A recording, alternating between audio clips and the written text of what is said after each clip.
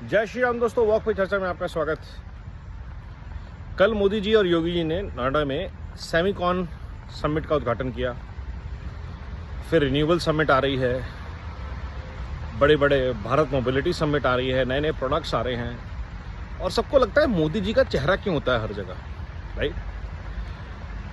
तो यकीन मानिए उस चेहरे के पीछे वो इतने आइडियाज़ को, इतने लोगों को एम्पावर करते हैं कि पूरा इकोसिस्टम खड़ा हो जाता है। एक बहुत एफिशिएंट मशीनरी काम करती है और वो खुद को तो पुश करते ही हैं, अपनी टीम्स को भी पुश करते हैं आउटकम्स के लिए। और ये परिवर्तन हमें महसूस होता है जब हम मिनिस्ट्रीज़ में, डिपार्टमेंट्स में मिलने जाते हैं। The purpose with which old bureaucrats hard to change, जो 20-30 साल लोगों की कंडीशनिंग हो चुकी है, आर बीइंग चेंज्ड, ट्रांसफॉर्म्ड, कि इसका रिजल्ट क्या होगा, हम कितने लोगों को टच कर पाएंगे, कहाँ तक ये बेनिफिट पहुँचेंगे। इस तरह की बातें आज सरकारी ऑफिशियल्स करने लगे हैं, एटलीस्ट टॉप लेवल पे। और ये कल्चर 10 साल में चेंज नहीं हो सकता, उसके लिए कम से कम 10 साल और लगेंगे। क्योंकि ये जो परिवर्तन शुरू हुआ है, सरकार को डिलीवर करना है। और सरकार सिर्फ पॉलिटिशियंस नहीं होते, सरकार एक बहुत बड़ी मशीनरी होती है। एक अश्विनी वैष्णव, एक हरदीप सिंह पुरी, एक किरण रिजिजू, एक राजनाथ सिंह, एक अमित शाह, एक नितिन गडकरी सिस्टम को शुरू में मोमेंटम दे सकते हैं, साफ कर सकते हैं, ड्राइव कर सकते हैं, मॉडल बना सकते हैं। लेकिन उसको हैबिट बनने में एक जनरेशन कम से कम लगती है, जो 20 से 25 साल की होती है, जिसमें एक पूरा तबका जो एक पर्टिकुलर माइंडसेट के साथ ग्रो हुआ था वो रिटायर हो चुका हो। जैसा कि हमारे वोटर्स के साथ होता है कि बहुत सारे वोटर्स को पता ही नहीं है कि 2014 से पहले भारत में क्या नर्क वाले हालात होते थे, कितना भ्रष्टाचार होता था, मूल सुविधाओं का अभाव होता था। मतलब सीएनजी स्टेशन पे आप पैसे डलाते थे और आपको पैसे वापस नहीं होते थे, खुले नहीं होते थे। और फिर यूपीआई आ गया।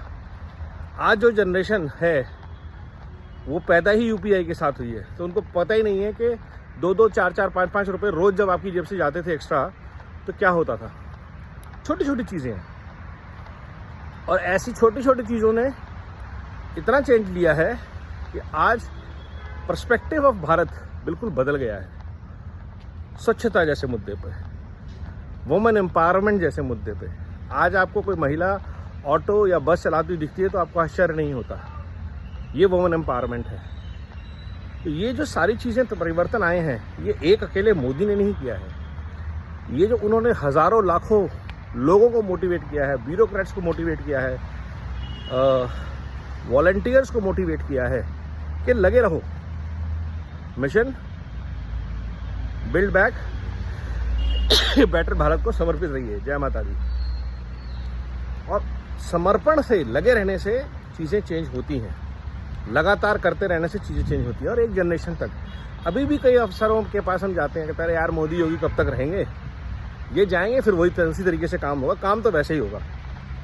तो उस काम, नए काम के तरीके को, स्पीड को, अकाउंटेबिलिटी को, ट्रांसपेरेंसी को बनने में कम से कम एक जनरेशन लगेगी। एक पूरी वो जनरेशन जिसने 2014 में काम करना शुरू किया एक नए तरीके से, और उनके लिए वही वे ऑफ लाइफ बन जाए।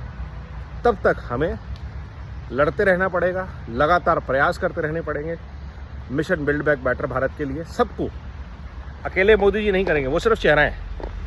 वो चेहरा है भारत की बढ़ती हुई आकांक्षाओं का, भारत के बढ़ते हुए दबदबे का, भारत की बढ़ती हुई आशाओं का, अपने सिस्टम से, अपने टैक्स के पैसे से होने वाले इस्तेमाल का। वो चेहरा है हमारा। उनके जो कार्य हैं वो हमारी आकांक्षाओं को दिखाते हैं। That's what he is. So a Modi and a Yogi kind of combination is coming up in Rajasthan, is coming up in MP soon, Gujarat में ऑलरेडी है।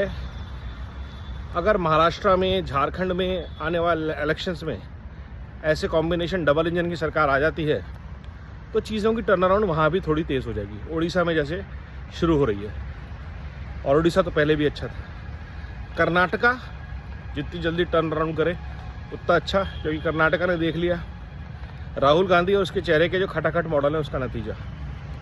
तो जुड़िए mission build back better Bharat से, जुड़िए सकारात्मक सोच से, भारत को आगे बढ़ाने वाली, भारत को एक करने वाली, भारत के सनातन संस्कार और संस्कृति पर आधारित विचार पे आधारित सोच पे।